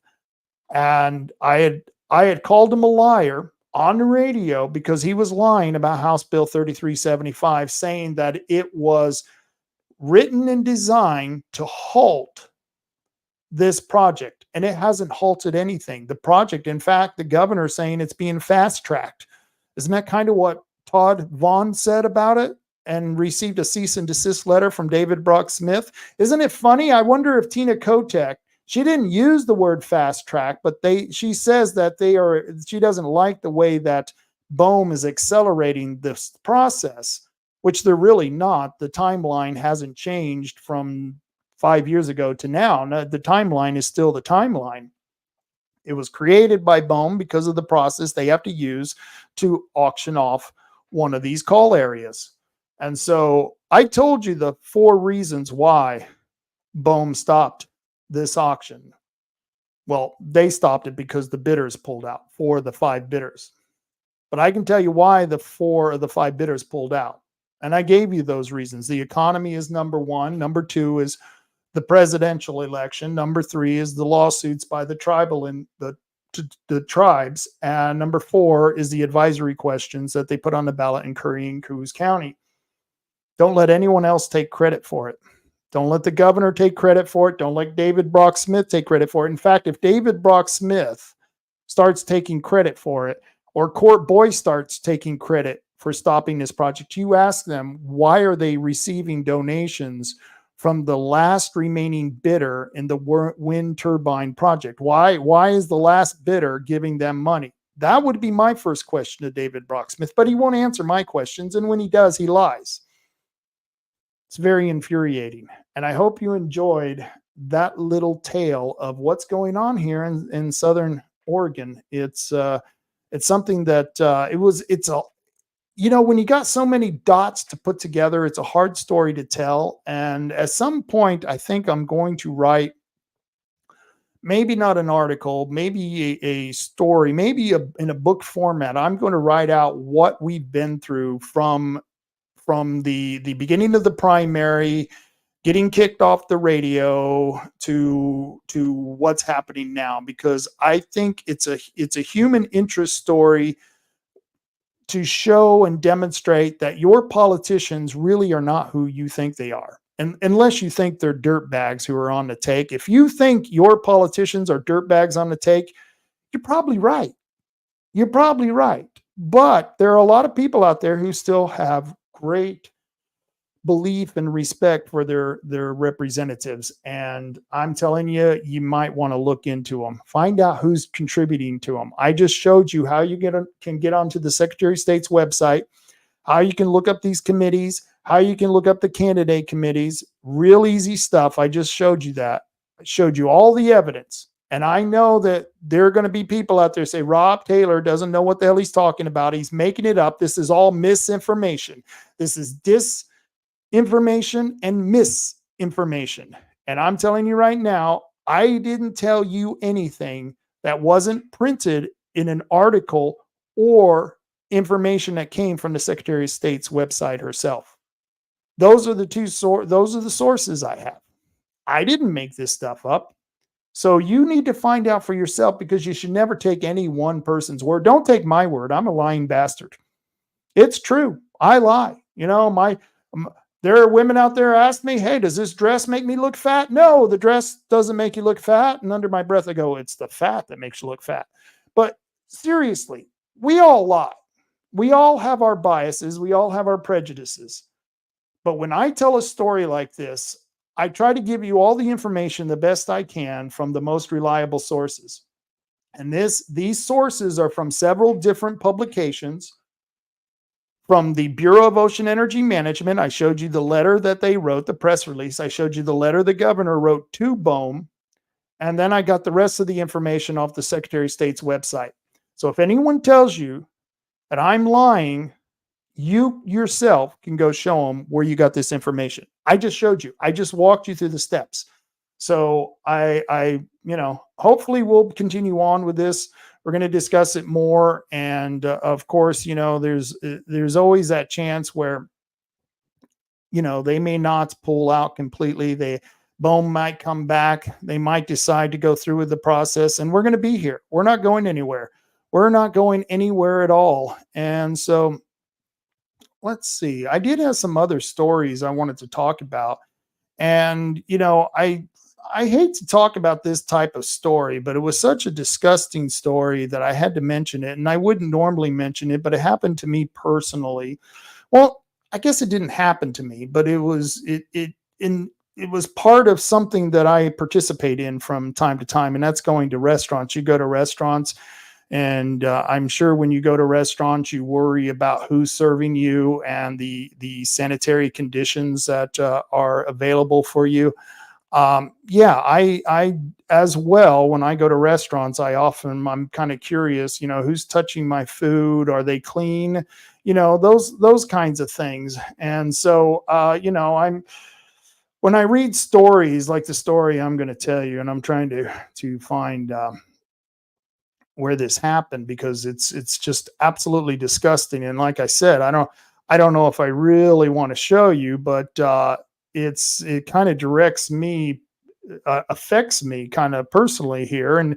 And I wouldn't have been talking about it, but I was just up in Clackamas County 2 weekends ago. I was visiting my son and his family, and we always take them out to dinner when we go up there. It's you can't cook. You can't cook in the hotels. They don't provide you with anything for cooking, except for this last hotel. They did a pretty good job. They had a kitchen and a full-size refrigerator. It was a really nice motel, except that my window overlooked the TriMet stop. And the TriMet, which ran all night long, most of the night, with nobody on TriMet. And anytime that people were on there, they would get off, and a lot of them were the dredges of society, these druggies who would walk down the path, stop halfway along this graffiti-ridden path, and they would smoke their heroin or do whatever they were doing with their drugs. And it was just absolutely disgusting. I couldn't understand why anyone would want to live there. I don't know why my son lives there. He's moving back soon. I'm very happy about that. But we were talking about restaurants, and I took my granddaughter out to Applebee's. She loves Applebee's.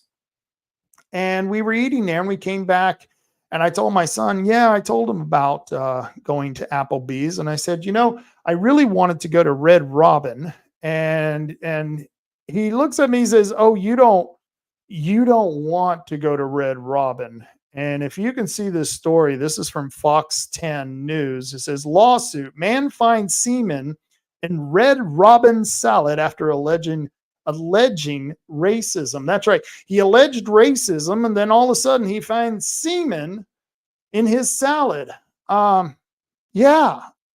This happened. This story came out in March of 27th. You know what the gross part is? And it really grossed me out. I've eaten at that restaurant since then. I think we ate there the last time or the last time before last that we were there. We ate at Red Robin. And I think it was like in May we ate there. And my son tells me this story. And of course, I'm thinking to myself, no way. There's no way that this happened. And then I looked it up. And there it was. Yes, the lawsuit. Man finds semen in a Red Robin salad after alleging racism. And of course, I wanted to go to the bathroom and puke. This was so gross. I've eaten at this restaurant. And so, in the restaurant's defense, anyone who tries to sue someone who is alleging racism, yeah, you got to take that with a grain of salt. But I'll read you the story here and you can follow along. I got it up on the screen. It says, Clackamas, Oregon. An Oregon man alleges that a Red Robin restaurant employee put semen in his salad in retaliation for alleging racism. I don't know how you allege racism. Either you're racist or you're not is kind of the way it's kind of like being a little bit pregnant. But the lawsuit, a lawsuit seeking $1 million in damages, was recently filed by Multnomah County Circuit Court against Red Robin International Incorporated and Jason Fosberg, who is the manager overseeing employees at the time of the alleged incident. Fosberg is not accused of contaminating the salad, which is good, which is really good. I'm glad that the guy who is in charge of the restaurant wasn't the one who put the semen on the salad. Boy, this is just gross. This is a gross conversation. And I wouldn't be telling you except that I've eaten at that freaking restaurant and I've eaten there since this has happened. And so I read the story and I thought, okay, maybe this is a bunch of BS because the guy is alleging racism. And the time that I went to Red Robin, there were black people there. There were people of all different colors. And the place was pretty packed. And, which is weird because if I lived in a place and I knew that they were serving semen in their salad, I probably wouldn't have gone. But I didn't know, and I showed up there, and nobody was being treated badly or differently. And so I thought to myself, maybe this is a bunch of BS, because how is an employee going to put semen in a salad? I mean, do you carry around a tube of semen and pour it on a salad, or do you actually take the salad into the restroom and do your little shake and jerk and produce your own special sauce for the salad? I'm not sure how that works, but I'm totally disgusted by this. And what really grossed me out is that I read this story after Googling it, and I looked up at all the different stories that contained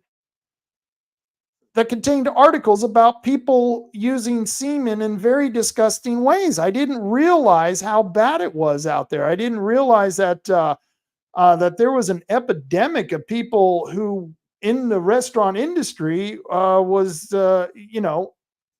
putting that crap on our food. It's just disgusting. I was just totally disgusted by this.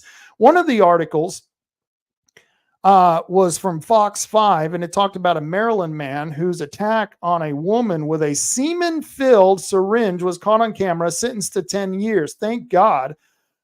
This was a Maryland man who plunged a semen-filled syringe into a woman in an Arundel County grocery store, is headed to prison. Thank God this happened. Thomas Brian Steeman, with the semen, was sentenced to 10 years in prison for first and second degree assault. Yeah, no shit. That's gross.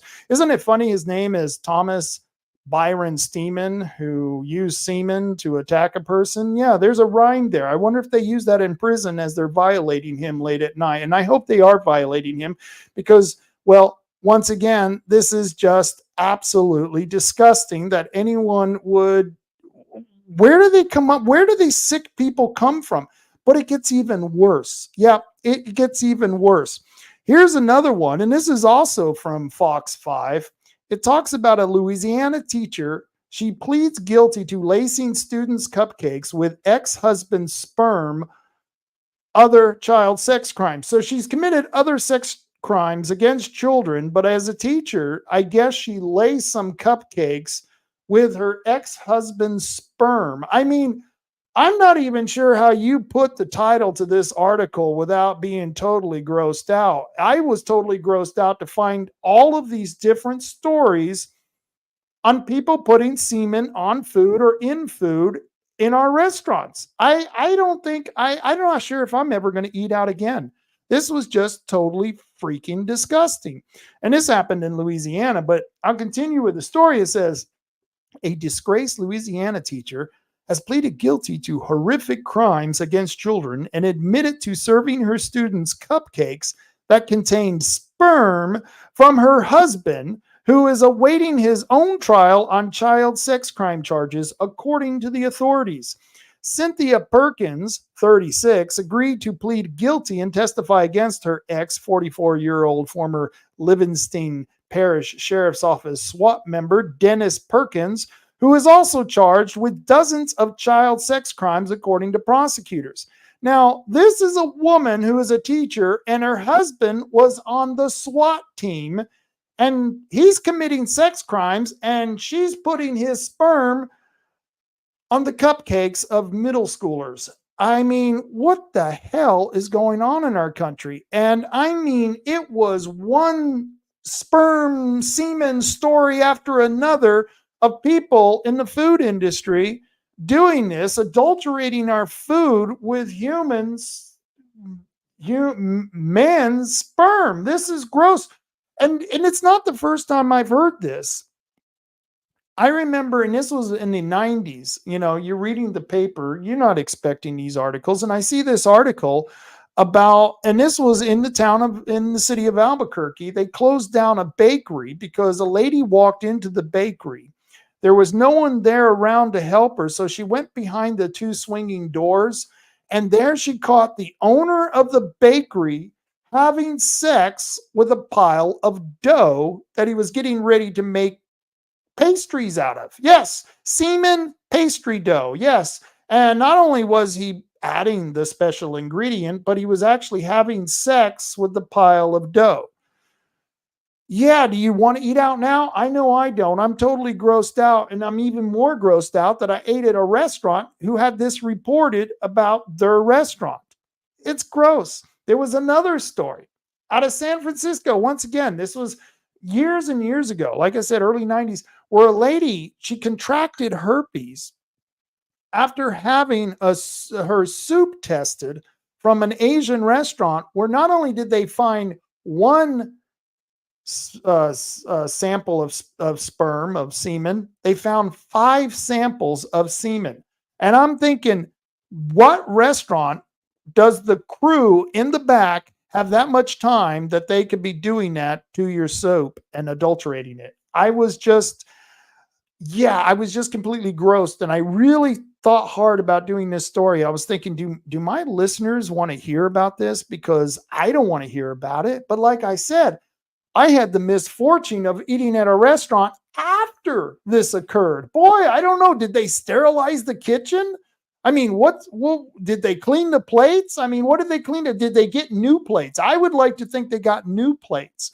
I mean, if your man juice is getting on my plates and on my salad, I sure as hell don't want it served any point in time after that. So I don't know. That's just where I am. And this is just absolutely disgusting. So, I thought I would share. That's just the kind of guy I am. And before I get out of here, I want to go over some of the comments I have. Gary Landry, what does Gary say? He says, Shrimp boat captain Nick Edwards got a free trip to Scotland to observe their windmills from Bohm. I'd say that was a perk. Yep, that was a perk. And not only did he get that, but several other politicians got to go to Scotland to observe these windmills. I don't know. That's kind of odd. The strange thing about the guy who owns New Energy, the solar company, the guy who also owns the company that's the last bidder in the Bohm auction. He's based out of Arizona. He used to live in Arizona. His partner lives in Arizona. Well, who went to Arizona? Well, about a dozen Republicans who had to go to the border. It makes you wonder, if they were at the border, who else were they talking to while they were at the border? Yeah, it's kind of interesting. It makes me curious. Let's see. Rick Ziegler. I was trying to find contributions to Drew Farmer. How can he afford 500 plus signs around Coos Bay and North Bend? Well, I'll tell you how. I would imagine he got a lot of money from people like Melissa Cribbins, Arnie Roebland, the Democratic Party. I haven't checked. I don't know. That's a good question. Maybe I should go in and find out who's been giving him money. That would be a neat list. I don't care who's giving him money because you should be allowed to take money from whoever you want. And that goes for people who are representatives. If they want to take money from someone who is pushing these bad projects, well, they can take that money. But if we find out about it, they can't complain or criticize us because we don't want to support them anymore because we know they're on the take, like David Brock Smith. We know he's on the take now because not only is he getting Tuttle tokens from his major donor, Tuttle and Thomas Tuttle, he's also getting money from the guy who owns the company, who's the last remaining bidder in the auction. So, yeah, I don't know who's giving them money. I don't really care. I look at what issues they stand on. And of course, Drew Farmer is lying. He's pretending like he's a moderate, and he's not a moderate. Let's see. He supports diversity, equity, inclusion. In fact, he helped pass a resolution that said that the city of Coos Bay is going to practice diversity, equity, and inclusion. And at the same time, they said that the citizens of Coos Bay were just too damn stupid to understand how racist the system has become, or at least once was. Yes, if you live in Coos Bay, Drew Farmer thinks you're a moron because you didn't realize how racist your country was. And that's an actual resolution that they passed in Coos Bay. You can see it. It's on my website. And that resolution, after they did that, then they practiced diversity, equity, and inclusion by changing their flag policy so that they could put only the pride flag up on the official city flagpoles, which once you do that, it makes it a public it makes it public, and anyone should be allowed to do that. And of course, when I went there with the Christian flag, Drew Farmer said, the Christian flag, well, that's too offensive. No, the pride flag is okay, but the Christian flag is way too offensive to put on a city flagpole.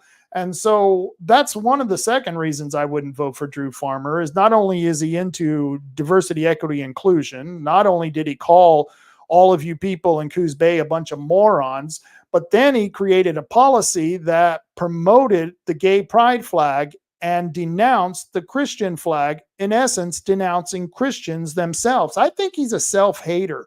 I truly believe he's a self-hater. But I can tell you right now, I don't believe that he would have put the advisory questions for the turbines on the ballot. And like I said, that's one of the 4 reasons that BOEM stopped this auction and postponed it. That's one of the 4 reasons. And I don't believe Drew would have put it on the ballot. He says he would have. I don't believe it. And that comes from working with Drew and fighting against Drew. And I've seen what he's done. I've heard what he said, and he's not always truthful. And he would have taken those Zucker bucks. Remember the Zucker bucks that our county clerk wanted to take from, I forget the name of the organization. There was an organization that is funded by Mark Zuckerberg. In fact, the organization itself is in court right now because of interference in the 2022 and 2020 elections. And here we have a county clerk who wants to take some of that money. No, I don't want that to happen. So, it does make you wonder, how does Drew get the money to buy that? But I already know how. All the leftists in Coos County are supporting him. And if you want a pride flag on every county flagpole out there, well, then Drew Farmer is your guy. I mean, he supports the taxes. He supports the tax that's out there. I don't support the tax, and I know Bob voted for it, but I think he was wrong in voting for it. I think all 3 commissioners were wrong in voting for it. But Bob does other things. He looks in other alternatives to try to get money in here, and one of them is fighting the feds. It was Bob with the help of Melissa and John Sweet, Melissa Cribbins, who were on the board of commissioners at the time, they did get into that lawsuit that went all the way up to the Supreme Court. And even though the Supreme Court didn't want to hear it, at least Bob was attempting to try to get some of the money back that the feds owe us. And the feds do owe us money because they're not managing our property properly right now. And so we're looking into another court case. And when I say we, I'm talking about the county. The county is looking into another court case that is similar to a court case that happened in Apache County, Arizona, where they sued the federal government for mismanaging their land, which caused harm to their people, and they won the lawsuit.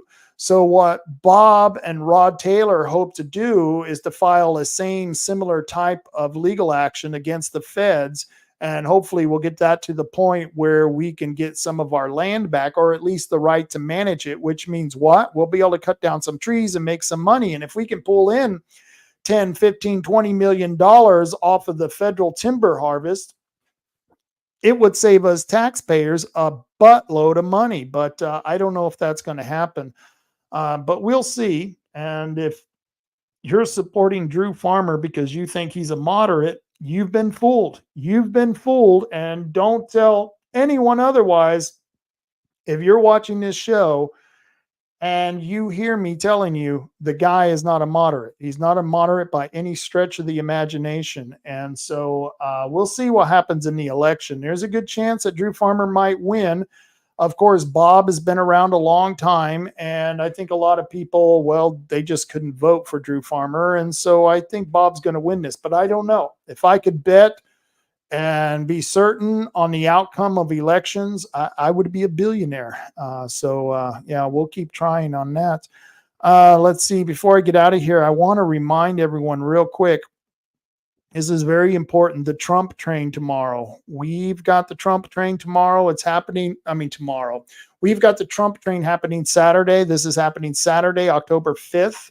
This is happening in Coos Bay. We're going to meet on Front Street near the South Brothers next to Highway 101. We're going to go from Coos Bay. We're going to be in Bandon. If we leave Coos Bay at 9:30, we'll be in Bandon about 10. We'll be in Gold Beach about 11. And then we should be in Brookings about 11:30, anywhere between 11:30 and noon. Of course, they got some highway work that's going on, so it may be slowed down. So that's why we've got a little bit of delay once we get into Brookings. And from Brookings, we're going to do the Trump train around Brookings. They've got an annual Trump train that they do on a monthly basis. And we're going to join another Trump train down in Brookings. So I wanted to remind everyone of that. So please, if you got a chance, join us. I would love it. And, if you live in Bandon, Gold Beach, Brookings, even Port Orford, and this is going on, you don't have to drive all the way up to Coos Bay. Just wait until we're going through your town. And like I said, if we're leaving at 9:30, you will know what time approximately will be in your town. Like I said, if we leave at 9:30, we should be in Bandon by about 10:10. So definitely join us. We'd appreciate it. We want to make this a big event. It's going to be quite happening. I always enjoy it. Those are fun things. Ooh, I should have removed that. Let's see. Before we get out of here, what else do I got to tell you, folks? Oh, yep. Of course, we've got a BOC meeting happening tomorrow. This is tomorrow at 9:30 a.m., October 1st. The agenda was out a little bit late. I didn't get a chance to look at it very closely. There was only one issue that on the agenda that kind of piqued my curiosity.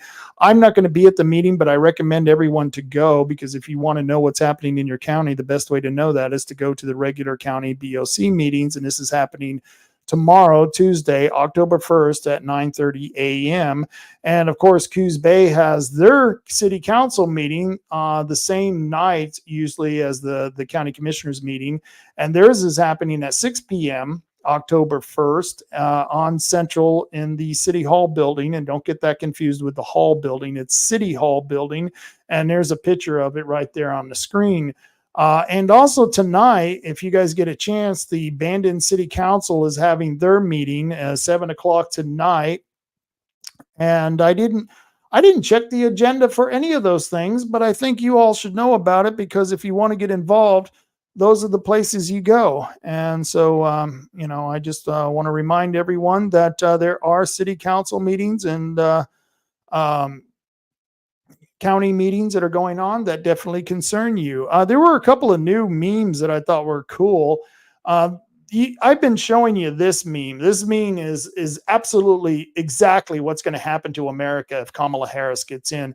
But then there was this other meme that came out that I thought was really cool. This was a neat meme, and I shared it on Twitter. This is Kamala Harris sitting on the hammer and sickle because why? She's a commie. She's a commie Kamala. And I thought that was, just hilarious. I thought this was an even funnier meme. Remember that angry feminist? Remember that chick on the left? Well, now we know what's happened to her. She's now the dude on the right. Yes, that chick is now a vice presidential candidate. I was wondering what happened to that chick, the one that had Trump derangement syndrome. Well, now we know who really she is. And so that was a great meme. I thought that was wonderful. I'm joking that she actually is now Waltz and is part of the Kamala Harris administration or campaign. I shouldn't have said that, but they do look alike. They look like they could be related there. Isn't that like a typical leftist look? If you're driving down the street and you have your Trump flag up, yeah, this is the kind of look you're probably used to. Yeah, this is, and those crazy eyes with the glasses. Yep, the complete disrespect in their facial expression. Yeah, that's usually what happens. This came out by Ted Nugent. Ted Nugent put out a great little meme here. He says, "We live in a society where homosexuals lecture us on morals, transsexuals lecture us on human biology, baby killers lecture us on human rights, communists lecture us on economics, and Satanists lecture us on religion." And I thought, wow, that is so freaking true. That's Ted Nugent can really nail it sometimes. I don't know if he came up with this or he just shared this meme, but I saw Uncle Ted there. He shared that, and I thought I'd share it with you. Let's see if I got another one. Oh, this was interesting. According to the New Yorker, the highest paid female CEO in America used to be a man.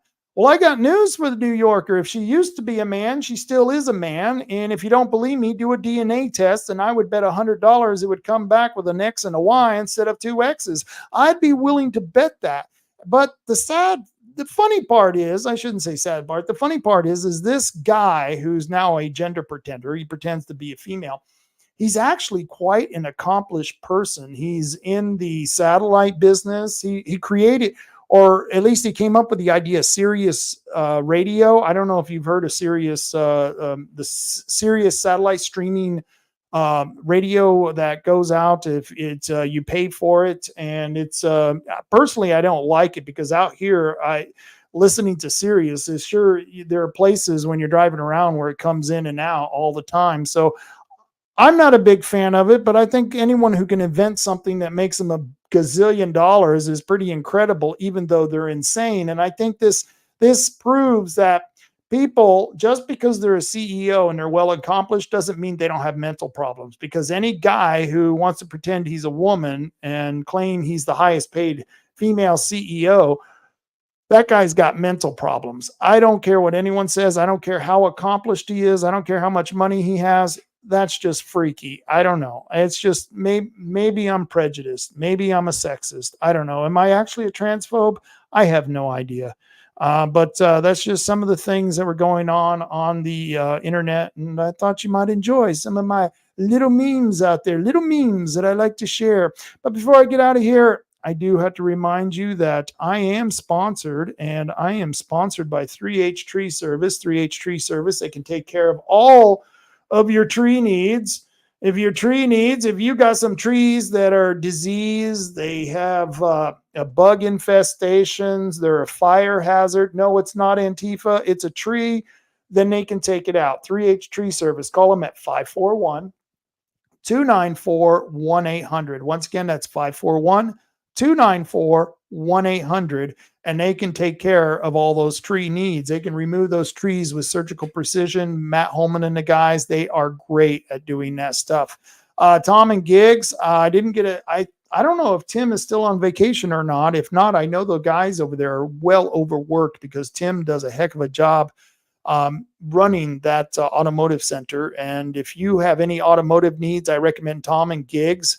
They're in Coos Bay. You can reach them at 541-888-4660. They're right behind the car wash and Empire at 135 South Shoneman Street. That's 135 South Shoneman Street. Tom and Gigs take care of all your automotive needs. You need a light bar, you need a side rail, you need a tonneau cover. They can take care of you. They got you covered, man. So check it out at Tom and Gigs. And of course, Herbal Choices. If you got any herbal needs, you go to Herbal Choices. A friend of mine, they gave me a gummy from Herbal Choices, and I don't normally do edibles. And it was Friday night. Actually, it was Saturday night. I was at home. I wasn't driving or anything. So it was okay. I took half of a gummy, and man, that was pretty good stuff there. That was some pretty good stuff. You like to use the herbs. Well, Herbal Choices is the place to go. They have some really well lit up stores with well lit up parking lots, and they have employees that will always greet you with a smile. Herbal Choices. They've got one in Bandon. They got one in Coos Bay, North Bend, Reedsport, and Charleston. 5 different stores for your convenience. And of course, I always got to give a shout out to Oregon's Firearms Federation. Kevin Starrett is the director of Oregon Firearms, and you can find out more about his organization at OregonFirearms.org. And we're going to get Kevin on the show to give us an update because he's been fighting the lawsuit against House Bill 2005, which makes you a criminal if you own an unserialized gun in Oregon. Yep, that's in Oregon because, well, we're leftist and we're crazy. But in Oregon, if you own an unserialized gun, then your gun has now made you a criminal, even though you haven't done a damn thing. And of course, Kevin Starrett, who's the man, who's the director of Oregon Firearms Federation, they're fighting that House bill with a lawsuit. And of course, they're still fighting against Measure 114. And I'll tell you what, if it wasn't for Oregon Firearms Federation, we might not have a Second Amendment here in Oregon.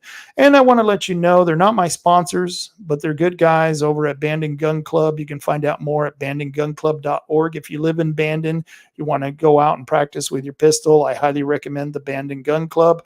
Or Tioga Sports Park, which is down by the dump. Yes, the county dump on Highway 101 in between here, Bandon and Coos Bay. Go to Tioga Sports Park, go to tiogasportspark.org and find out when they're there. Their time is based on their volunteers, and well, there are good people out there, and I highly recommend them.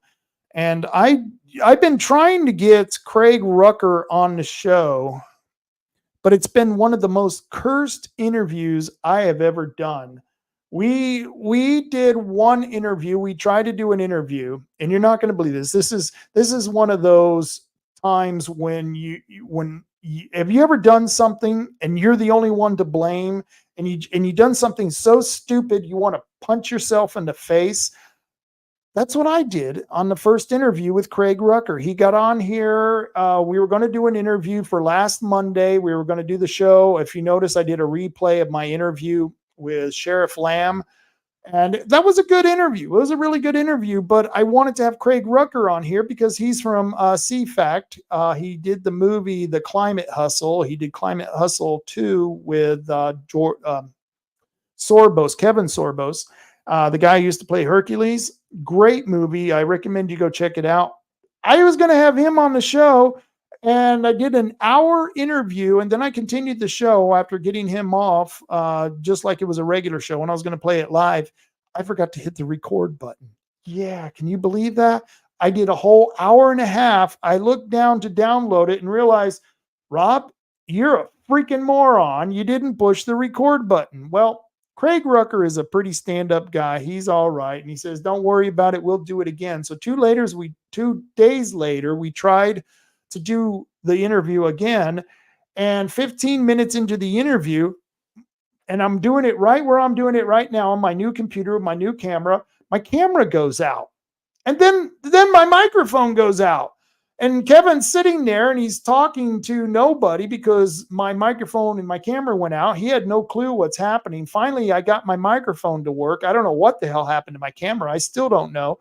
And I had to apologize to him. Gee, this never happens. This is really weird. And he says, no problem, Rob. We'll reschedule it. So tomorrow, I will record an interview if I'm smart enough to hit the record button.